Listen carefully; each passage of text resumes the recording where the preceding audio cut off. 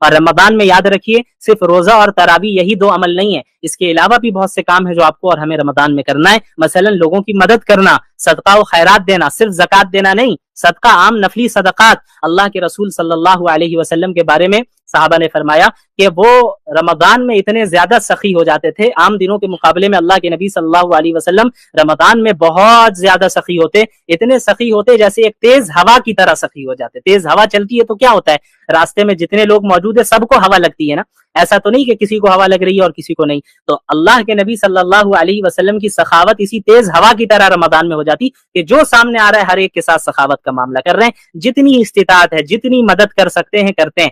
کبھی کوانٹٹی کو کے اوپر فوکس نہ کیجیے، آپ کی استطاعت 1 روپے دینے کی ہے وہ دیجیے.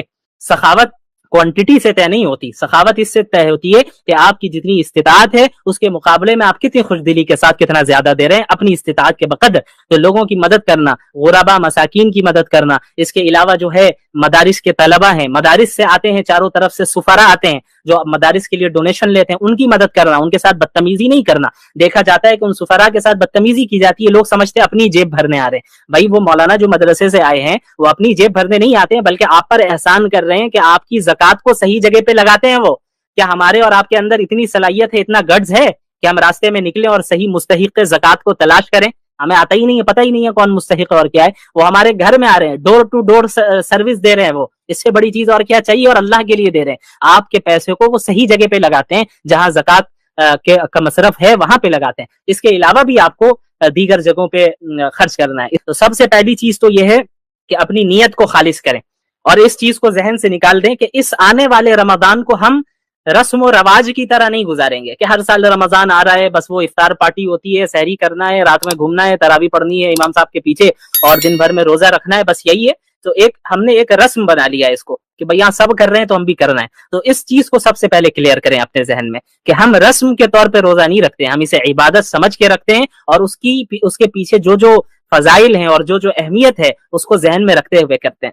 تو سب سے پہلی چیز یہ ہے کہ اپنی نیت کو خالص کرنا، نیت کی اصلاح کرنا کہ ہم رمضان کے روزے کس کے لیے رکھ رہے ہیں، رمضان کی عبادت ہم کس کے لیے کر رہے ہیں، ہم اللہ کو راضی کرنے کے لیے کر رہے ہیں. ایک تو یہ ہے کہ بری نیت ہو، لوگوں کو دکھلاوے کے لیے ہم کر رہے ہیں، بھائی روزہ ہم رکھ رہے ہیں تاکہ لوگ دیکھیں، لوگ کہیں کہ ہم روزے دار ہیں، یا روزہ ہم اس لیے رکھ رہے ہیں کہ تاکہ یہ لوگ نہ کہے کہ بھائی دیکھو مسلمان ہے روزہ نہیں رکھتا ہے. نماز تراویح یا قیام اللیل ہم پڑھ رہے ہیں یا عبادتیں کر رہے ہیں اس لیے کر رہے ہیں کہ گھر والے کہیں یا دیکھنے والے کہیں کہ بڑا عابد و ظاہر ہے، یا سب کر رہے ہیں اس لیے ہم کر رہے ہیں. تو یہ دونوں طریقے صحیح نہیں. ایک ہوتا ہے کسی عمل کے پیچھے غلط مقصد ہونا، غلط نیت ہونا، اور ایک ہوتا ہے کہ کسی عمل کے پیچھے کوئی نیت ہی نہیں ہونا. یہ دونوں بری چیزیں. نیت کا نہ ہونا، بس چونکہ سب کر رہے ہیں تو ہم بھی کر رہے ہیں، یہ کوئی اچھی نیت نہیں ہے، یہ کوئی اچھا طریقہ نہیں ہے کہ بس آپ نے لوگوں کو دیکھ کر جو ہے فالو کرنا شروع کر دیا اور اس کی جو اہمیت ہے اس کو اپنے ذہن میں مستحضر نہیں کیا، اس کو اپنے ذہن میں پریزنٹ نہیں رکھا. اور بری نیت ہو تو یہ بھی بڑی خطرناک چیز ہے. تو ہماری نیت کیا ہونی چاہیے؟ ہماری نیت یہ ہونی چاہیے کہ ہم رمضان میں تمام عبادتوں کو، چاہے وہ روزہ ہو یا رات کی نماز ہو یا اس کے علاوہ غریبوں کے درمیان صدقہ و خیرات کرنا ہو، افطار کرانا ہو یا سحری کرنا ہو یا نمازوں کا اہتمام ہو، صدقات کا اہتمام ہو، ذکر و اذکار کا اہتمام ہو، یہ سب ہم صرف اللہ کو راضی کرنے کے لیے کر رہے ہیں، اور اس لیے کر رہے ہیں کہ اللہ سے تقرب حاصل ہو جائے. رمضان کا جو مہینہ ہوتا ہے یہ ایک ٹریننگ، تربیتی کورس ہوتا ہے. 1 مہینے کے کورس سے اللہ رب العالمین ہمیں گزارتے ہیں کہ پورے 11 مہینے جو ہے ایک بندہ دنیا کے پیچھے بھاگتا رہتا ہے اور کبھی اکثر ایسا ہو جاتا ہے کہ دنیا غالب آ جاتی ہے، اللہ کو بھول جاتا ہے. دنیا غالب آ جاتی ہے، اللہ کو وہ بھول جاتا ہے. تو رمضان کے مہینے میں ٹریننگ ہو رہی ہوتی ہے کہ بھئی اب آ جائیں، جہاں بھٹکے ہوئے جو ہیں، اللہ آواز لگا رہا ہے کہ سب آئیں اور اپنی اصلاح کر لیں، آئیں اور ہمارے قریب آئیں. اب آپ دیکھیں اللہ کے نبی صلی اللہ علیہ وسلم نے رمضان کے متعلق کیا فرمایا. اللہ کے نبی صلی اللہ علیہ وسلم نے فرمایا کہ جب رمضان کا مہینہ شروع ہوتا ہے تو فتحت ابواب الجنہ واغلقت ابواب النار، کہ جنت کے دروازے کھول دیے جاتے ہیں اور جہنم کے دروازے بند کر دیے جاتے ہیں. کیوں بھائی ایسا کیوں کیا جاتا ہے؟ اس کا کیا تعلق ہے؟ ابھی تو ہمیں جنت میں اٹھ کے جانا نہیں ہے، ایسا تو نہیں عید کے دن ہی جنت چلے جائیں یا عید کے دن ہی جہنم چلے جائیں، ایسا تو نہیں ہوتا ہے. کیوں ایسا پھر اللہ تعالیٰ فرماتے ہیں ایسا اس لیے کرتے ہیں چونکہ یہ رمضان کا پروٹوکول ہے. یہ رمضان کا پروٹوکول ہے کہ رمضان کی ابتدا ہوگی، جنت کے سارے دروازے کھول دیے جائیں گے اور جہنم کے سارے دروازے بند کر دیے جائیں گے. یہ انڈیکیشن ہے इंडिकेट करते हैं अल्लाह रब्बुल आलमीन इस चीज की तरफ कि अब मेरी रहमत का दरवाजा पहले से ज्यादा खुल चुका है। तो जितने भटके हुए हो तुम, जितने बड़े गुनाह तुमने अपने पास्ट में कर रखे हो, आओ अब रुजू कर लो, आओ और अब तौबा कर लो, आओ और अपनी इस्लाह कर लो, मैं तुम्हारी मगफिरत फरमाऊंगा। इसीलिए अल्लाह के नबी सल्लल्लाहु अलैहि वसल्लम की हदीस में, हदीस कुदसी है, जिसमें अल्लाह रब्बुल आलमीन ने क्या फरमाया है कि लौ बलगत ज़ुनूबुका अनान अस्समा, तुम्हारे गुनाह आसमानों तक क्यों ना पहुंच जाए। ये शैतान के बहकाने का तरीका है, शैतान के का एक बहुत बड़ा ट्रैप है ये, इसको जहन में रखें कि वो इंसान के जहन में बात डालता है कि भाई तुम तो पूरे साल गुनाह करते आए, तुमने जो अपने पास्ट में फुला फुला गुनाह किया है, तुमने जो है गलत ताल्लुकात रखे, तुमने किसी का माल दबाया है, और तुमने जो है जिना किया है, तुमने ये किया है, तुमने वो किया, ये सारे गुनाह अपनी जगह पर, इससे तौबा करना जरूरी है, और जिनका हक दबाया गया है उन तक हक लौटाना जरूरी है। लेकिन शैतान क्या वसवसा डालता है, शैतान ये वसवसा डालता है कि भाई अब इबादत करके क्या फायदा, तुमने तो पिछले साल गुनाह किए थे, अभी पिछले महीने तुमने ये गलती की, पिछले महीने तुमने अल्लाह की इस तरह नाफरमानी की, तो अब तुम्हारी दुआ करने से जो है, तुम्हारी दुआ से अल्लाह कोई तुम्हें माफ करने वाला नहीं है, किस मुंह से अल्लाह के पास जाओगे। ये शैतान का ट्रैप है, इससे बचना है। इसीलिए अल्लाह रब्बुल आलमीन ने फरमाया कुल या इबादियल्लज़ीना असरफू अला अनफुसिहिम ला तक़नतू मिन रहमतिल्लाह, कि अल्लाह के रसूल आप मेरे बंदों से कह दीजिए। ये देखें आप, अल्लाह बंदे कहकर पुकार रहे हैं हर एक को, जो बड़े से बड़ा दीनदार है उसको भी, और जो बड़े से बड़ा गुनहगार है उसको भी, आखिर सब अल्लाह ही के बंदे। अल्लाह फरमा रहे हैं कि आप मेरे बंदों से कह दीजिए ला तक़नतू मिन रहमतिल्लाह, कि तुम अल्लाह की रहमत से मायूस ना हो, अल्लाह की मर्सी से मायूस नहीं होना है। क्यों? क्योंकि मायूसी तो ये कुफार का तरीका है, मायूसी ये मुसलमानों का तरीका नहीं है। ला तक़नतू मिन रहमतिल्लाह इन्नल्लाह यग़फिरुद्दुनूब जमीआ, अल्लाह रब्बुल आलमीन तमाम गुनाहों को माफ कर देता है। इन्नहु हुवल गफूरुर रहीम, यकीनन अल्लाह रब्बुल आलमीन बार बार माफ करने वाला और बार बार रहम करने वाला है। एक इंसान से गुनाह हो जाए, वो तौबा करे, तौबा का दरवाजा मौत तक खुला है हम सब के लिए। अल्लाह के नबी सल्लल्लाहु अलैहि वसल्लम ने फरमाया कुल्लु बनी आदम खत्ताऊन व खैरुल खत्ताईन अत्तवाबून, कि तमाम इंसान गुनहगार हैं, तमाम इंसान गुनहगार हैं, और सबसे बेहतरीन गुनहगार वो हैं जो बार बार तौबा करे, बार बार अल्लाह की तरफ रुजू करे। तो जब हम तौबा कर रहे हों तब तो पक्का अज़्म होना चाहिए कि आइंदा कभी नहीं करना है, कभी नहीं करना है। लेकिन नफ्स अगर कभी इन फ्यूचर गालिब आ जाए या शैतान के वसवसे से इंसान मगलूब हो जाए तो और गुनाह कर बैठे, तो इसका ये मतलब नहीं कि अब चूंकि तौबा टूट गई है अब कोई रिटर्न होने का दरवाजा नहीं, ऐसा नहीं है। फिर आप उसी पक्के अज़्म के साथ तौबा करें। तो रमजान के महीने का इस्तिक़बाल हमें तौबा के जरिए करना है, अपनी नियत की दुरुस्तगी के जरिए करना है, उसमें इखलास पैदा करके करना है कि हम जो काम करने के लिए जा रहे हैं वो अल्लाह रब्बुल आलमीन के लिए ही करने जा रहे हैं। और इसी तरह अल्लाह के नबी सल्लल्लाहु अलैहि वसल्लम ने रमजान में जो है रोजों की जो अहमियत है उसे भी बयान किया। रोजा क्यों रखते हैं? कुरान करीम में अल्लाह ने क्या फरमाया है, या अय्युहल्लज़ीना आमनू कुतिबा अलैकुमुस्सियाम कमा कुतिबा अलल्लज़ीना मिन क़ब्लिकुम लअल्लकुम तत्तक़ून, कि ए ईमान वालो तुम पर रोजे इसलिए फर्ज किए गए हैं जैसे तुमसे पहले के लोगों पर फर्ज किए गए थे, और इसलिए फर्ज किए गए हैं ताकि तुम मुत्तकी हो जाओ, तकवा वाले हो जाओ। तो रोजे का मकसद बॉडी फिटनेस नहीं है, रोजे का मकसद क्या है? तकवा हासिल करना है। बाज लोग साइंटिफिक बेनिफिट्स को रोजे का मकसद करार देते हैं, ये गलत बात है। अभी आप जो है वो डाइटरी एंड स्लीपिंग हैबिट्स के ऊपर भी जो डॉक्टर साहिबा आएंगी वो गुफ्तगू करेंगी, तो साइंटिफिक बेनिफिट भी हो सकता है बाज बताएं, तो उसे भी अच्छे से सुनना है। लेकिन ये याद रखना है कि वो साइंटिफिक और मेडिकल बेनिफिट्स रोजे का मकसद नहीं है, वो रोजे के फायदे हैं, सेकेंडरी दर्जे की चीजें हैं। वो असल मकसद क्या है रोजे का? इबादत का असल मकसद क्या है? अल्लाह को राजी करना और तकवा हासिल करना। तकवा कहते किसे हैं? हजरत उमर बिन खत्ताब रदियल्लाहु अन्हु ने एक मरतबा हजरत अब्दुल्लाह बिन मसूद रदियल्लाहु अन्हु से सवाल किया कि बताएं आपके तकवा किसे कहते हैं? तो हजरत अब्दुल्लाह बिन मसूद रदियल्लाहु अन्हु ने फरमाया कि अमीरुल मोमिनीन, क्या आपने कभी ऐसे रास्ते से गुजरे हैं कि चारों तरफ या दोनों तरफ से धारदार जो है दरख्त या जो है वो पेड़ पौधे हों कांटे वाले, जिसमें चारों तरफ से कांटे लगे हों और बीच में रास्ता बिल्कुल पतला हो? तो हजरत उमर बिन खत्ताब रदियल्लाहु अन्हु ने फरमाया कि हाँ, ऐसे रास्ते से एक मरतबा गुजरना हुआ है।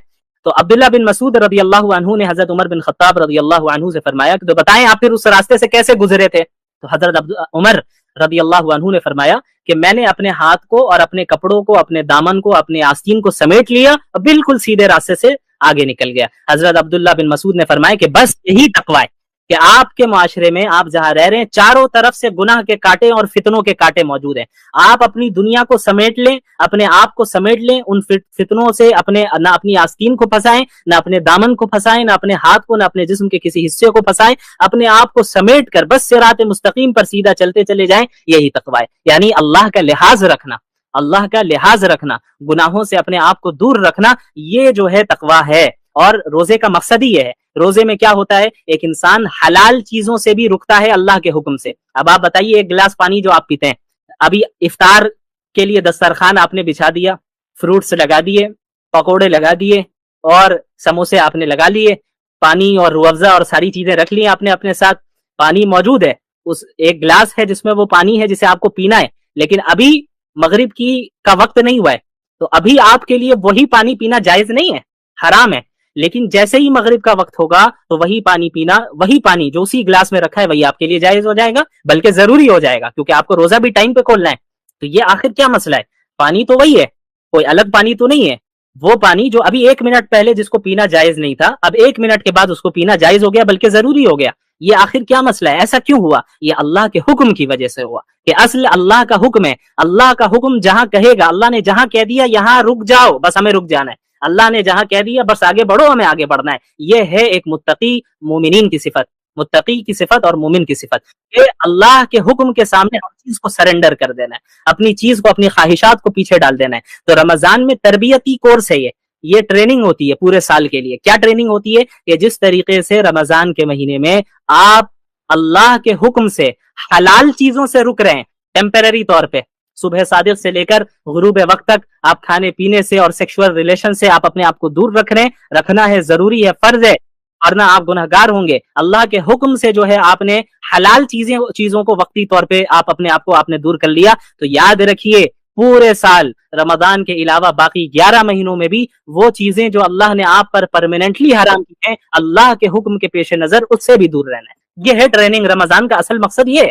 لیکن ہمارے یہاں رمضان کو بس ایک کھیل کود اور ایک جو ہے بس کھانے پینے کا مہینہ بنا دیا گیا ہے. ہمارے یہاں بس جو ہے خواہ مخواہ کے نعروں اور جو ہے خواہ مخواہ کے پروگرامز اور افطار پارٹی اور سحری پارٹی, ہم بس اسی میں رہتے ہیں. یہ جو ہے یہ جو ہمارے ذہن میں وسوسے آتے ہیں, یہ شیطانی وسوسے جو رمضان سے پہلے اور زیادہ آتے ہیں, چونکہ شیطان کو پتہ ہے کہ ابھی رمضان آئے گا, مجھے قید کر لیا جائے گا. اللہ کے نبی صلی اللہ علیہ وسلم نے فرمایا کہ وصفدت الشیاطین, کہ شیاطین کو رمضان کے مہینے میں قید کر دیا جاتا ہے. جو سرکش شیاطین ہوتے ہیں, جن کا کام ہوتا ہے لوگوں کو ایمان سے اور اسلام سے دور کرنا, انہیں قید کر دیا جاتا ہے. تو شیطان بھی رمضان سے پہلے بندوں کی, اپنے چیلوں کی اور اپنے ایجنٹس کی ٹریننگ کر کے جاتا ہے. میں تو جا رہا ہوں, تمہیں اپنا باقی کام کرنا ہے 1 مہینے کے لیے, تمہارے حوالے. تو ہمیں یہ دیکھنا ہے کہ ہم شیطان کے ایجنٹ بنیں گے یا اللہ رب العالمین کے بندے بنیں گے, ہم شیاطین کے بندے ہیں یا اللہ کے بندے. اللہ کے نبی صلی اللہ علیہ وسلم نے فرمایا, لا یؤمن احدکم حتی یکون ہواہ تبعا لما جئت بہ, تم میں سے کوئی اس وقت تک مومن, کامل مومن, ایک اعلیٰ درجے والا مومن ہو ہی نہیں سکتا جب تک کہ وہ اپنی میری لائی ہوئی شریعت کے تابع نہ ہو جائے, اس کی خواہشات میری لائی ہوئی شریعت کے تابع نہ ہو جائے. کیا مطلب؟ کہ ایک اللہ کے نبی صلی اللہ علیہ وسلم نے فرمایا کہ ایک انسان اس وقت تک اعلیٰ درجے کا مومن ہو نہیں سکتا جب تک کہ اس کے ڈیزائرز کتاب و سنت کے موافق اور اس کے مطابق نہ ہو جائے. یہ مہینہ شہر الصبر ہے, صبر کا مہینہ ہے, جہاں پہ ہم اپنے ڈیزائرز کو دباتے ہیں اور اللہ کے پیچھے, اللہ کے دین کے پیچھے لگ جاتے ہیں. پیچھے لگنے کا مطلب اللہ کے دین کو فالو کرتے ہیں اور اللہ کے احکامات کو زیادہ سے زیادہ فالو کرنے کی کوشش کرتے ہیں, نوافل کی کثرت کرتے ہیں, اذکار کی کثرت کرتے ہیں. اس کے علاوہ بھی بہت سے کام ہیں جو آپ کو اور ہمیں کرنا ہے, مثلا لوگوں کی مدد کرنا, صدقہ و خیرات دینا, صرف زکوٰۃ دینا نہیں, صدقہ, عام نفلی صدقات, جتنی استطاعت ہے, جتنی مدد کر سکتے ہیں کرتے ہیں. کبھی کوانٹٹی کے اوپر فوکس نہ کیجیے, آپ کی استطاعت 1 روپے دینے کی ہے وہ دیجیے. سخاوت کوانٹٹی سے طے نہیں ہوتی, سخاوت اس سے طے ہوتی ہے کہ آپ کی جتنی استطاعت ہے اس کے مقابلے میں آپ کتنی خوش دلی کے ساتھ کتنا زیادہ دے رہے ہیں اپنی استطاعت کے بقدر. تو لوگوں کی مدد کرنا, غربا مساکین کی مدد کرنا, اس کے علاوہ جو ہے مدارس کے طلبہ ہیں, مدارس سے آتے ہیں, چاروں طرف سے سفراء آتے ہیں جو مدارس کے لیے ڈونیشن لیتے ہیں, ان کی مدد کرنا, ان کے ساتھ بدتمیزی نہیں کرنا.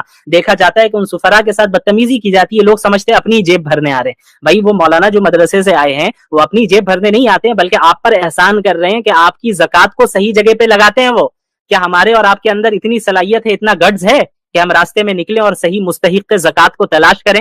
ہمیں آتا ہی نہیں ہے, پتہ ہی نہیں ہے کون مستحق ہے اور کیا ہے. وہ ہمارے گھر میں آ رہے ہیں, ڈور ٹو ڈور سروس دے رہے ہیں, وہ اس سے بڑی چیز اور کیا چاہیے, اور اللہ کے لیے دے رہے ہیں. آپ کے پیسے کو وہ صحیح جگہ پہ لگاتے ہیں, جہاں زکوٰۃ کا مصرف ہے وہاں پہ لگاتے ہیں. اس کے علاوہ بھی آپ کو دیگر جگہوں پہ خرچ کرنا ہے. اس کے علاوہ قرآن کریم کی تلاوت, تو قرآن کا مہینہ ہے یہ, اپنے آپ کو قرآن کے ساتھ مصروف کیجئے, قرآن کو پڑھیے, سمجھیے, عمل کرنے کی کوشش کیجئے اور زیادہ سے زیادہ عمل کیجئے. آخری چیز میں یہ کہنا چاہوں گا, تفصیلات آپ کے سامنے آتی رہیں گی, اس کے بعد ان تمام چیزوں پر عمل کرنے کی کوشش کرنا. میں دعاؤں کا اہتمام زیادہ کیجئے. آپ کو معلوم ہونا چاہیے کہ سورہ بقرہ میں جہاں رمضان کا ذکر ہوا ہے کہ رمضان کے احکامات بتائے گئے ہیں کہ رمضان کے روزے فرض ہیں تمہارے اوپر, اور اگر تم مسافر ہو یا بیمار ہو تو پھر تم بعد میں رکھو گے, یہ جو آیتیں ہیں وہاں ان آیتوں کے ذکر کرتے کرتے اچانک ایک آیت آتی ہے, وَإِذَا سَأَلَكَ عِبَادِي عَنِّي فَإِنِّي قَرِيبٌ, کہ اگر میرے بندے آپ سے میرے بارے میں پوچھیں تو آپ کہہ دیں کہ میں اپنے بندوں سے قریب ہوں,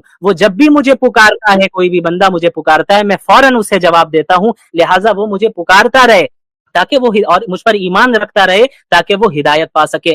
یہ ایک دعا کی آیت آ گئی, پکارنے کی آیت آ گئی, پھر رمضان کی آیتیں شروع ہو گئی, پھر رمضان کے احکامات شروع ہو گئے. تو اس جگہ پہ مفسرین نے, جو کلاسیکل تفسیر کے اسکالرز ہیں, کلاسیکل اسکالرز ہیں, انہوں نے بیان کیا ہے کہ بھئی ایسی کیا وجہ ہے کہ ابھی تو رمضان کی بات چل رہی تھی, بیچ میں اچانک دعا کی بات آ گئی, اللہ کو پکارنے کی بات آ گئی, پھر رمضان کے احکامات شروع ہو گئے.